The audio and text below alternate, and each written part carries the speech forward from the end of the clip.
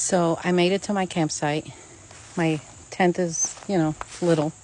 And they say Bigfoot's been out here. There've been giant research teams that have come out here and they've heard things, they've smelled things. So I'm hoping that tonight maybe he'll come. They say that Bigfoots are more attracted to when women are camping, so maybe. We're going to have to wait and see. So fingers crossed, guys. Okay, so my previous video had no sound. I had to come into town to have service. So last night, I had a rough night. I woke up with such a headache, but I heard sounds in the night at 2:30 in the morning. I was like, oh my gosh.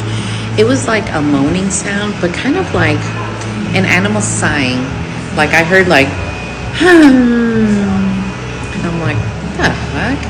Every time I got my phone out to record, it would stop. I did get like a 3-second video and you could hear the knocking in the back, but definitely sounds. I heard a lot of sounds. And then there was creepy guy. There was a camper across the way from us, and I don't know what was wrong with this man. He was so strange. But I think he was getting high down there. He had like one of the most secluded sites, and he stood in the middle of the street, like the little road, and put a can on the ground and just stood there in the dark and stared down at it. And he was tall and lanky, so it reminded me of like Slender Man, and that creeped the crap out of me. So naturally I had my pew and my tent, and I had it on my side just in case, because you never know, you always hope you never have to use something like that. But that just freaked me out, like watching him do that. So when I go camping and hiking, I'm more weary of people than animals. Animals will usually never bother you, but yeah. And then there was a lot of flashes of lights outside my tent, so I don't know if it was something to do with Bigfoot or him with a flashlight, like trying to bug me. I don't know. But anyway, I'm not leaving. So tonight is night number 2, and I don't know if he's going to be there still, but at least I'm on to him now. So that's an update. I'm going back in the woods, and I probably won't have service again. So peace out, guys.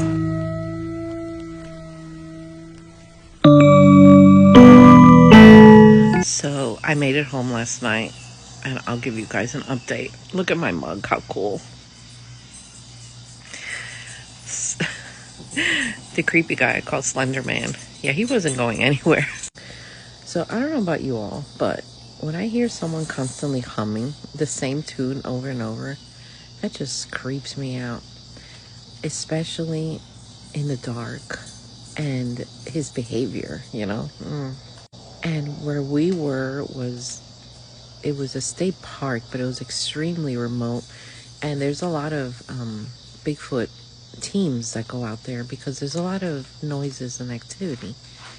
And then, it was the night before, it was pitch black out there, and all you hear is like, I'm like, oh my gosh. And we were freaked out. And then he comes out, stumbles like into the road, and puts the can on the ground and just stands in front of it and stares down at it. But from my angle, I could see his side. So it looked like Slender Man. You know Slender Man. So I didn't sleep. I did not sleep. I was going to sleep alone in my tent, my daughter hers. So I took all my equipment and I put it in the bigger tent, and I slept with her in there because there was no way I was going to leave my daughter alone in a tent knowing that the Hummer was over there. Because let me tell y'all, I have 4 kids. They're adults. Since the day they were born, I will do what I have to do to protect my children. I don't care. I don't.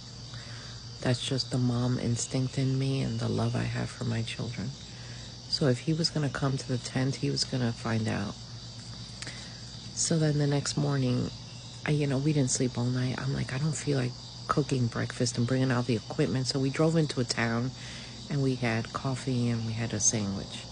And then I reported him to the rangers, And I asked them, is he leaving today? Like, they can tell me, like, how long his stay is for. And they said, yeah, he's leaving today.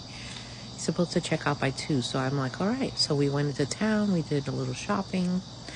We drove all the way back. And I see him carrying a bag of ice. That's not the sign of someone who's leaving.